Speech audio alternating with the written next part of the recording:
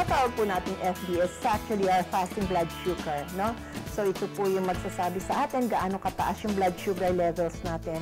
Importante po ito para doon sa mga pasyente so we can make a diagnosis on whether they are diabetics or not. It is very important that we know our blood sugar, no? Because this can make or break a patient. What do I mean? Kasi po may mga pagkakataon na masyadong mababa yung blood sugar nila o masyadong mataas. So meron pong mga signs and symptoms that would tell you that the patient is very sick and would need quick or emergent medical attention.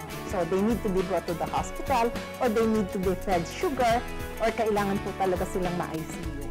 Patients coming in for a fasting blood glucose would need 68 hours of fasting. This is in preparation for the detection of the level of blood sugar that you have in the blood. No? So the next morning, when they come in, they should have fasted for about 68 hours. Water is not going to interfere with the fasting. So if the patient is thirsty, they can drink as much water as they can. Make sure that they have not taken anything by mouth like tea, coffee, candy, or anything else. Sino-sino ba yung kailangang mga pasyente na kakailanganin magpa-fasting blood glucose? Ito po yung mga pasyente natin, although they may be young or old, they have a strong family history kung ang nanay nila o tatay nila o grandparents nila o lola at lola nila have diabetes. The method that we're using is ELISA. Ito po yung ginagamit namin sa laboratory. So gagawin po natin, mag-extract tayo ng dugo galing dun sa pasyente. So this would take about 3 to 5 ml of blood. Tuloy-tuloy po yun ipoproseso sa loob ng laboratory.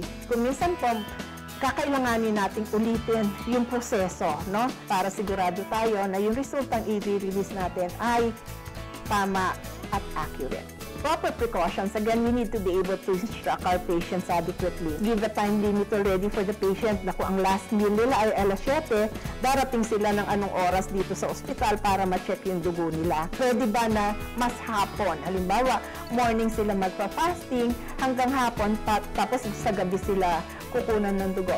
Opo, pwede. Kaya lang there are certain activities that you do all throughout the day and this may interfere with the accuracy of the results. Para po sa mga pasyente natin na merong mataas na chances na meron silang diabetes, especially for patients who have yung madalas mauhaw, madalas umihi, at nagke-crave po ng sweets, no? Why don't you come in?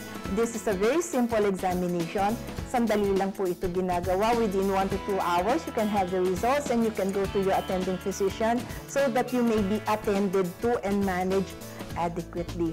At that point in time, alam po ninyo kung talagang diabetic po kayo, kailangan niyo po bang maggamot, o baka naman kailangan lang ng diet and exercise to limit or to bring down the sugar that you have. This portion was brought to you by the De Los Santos Medical Center.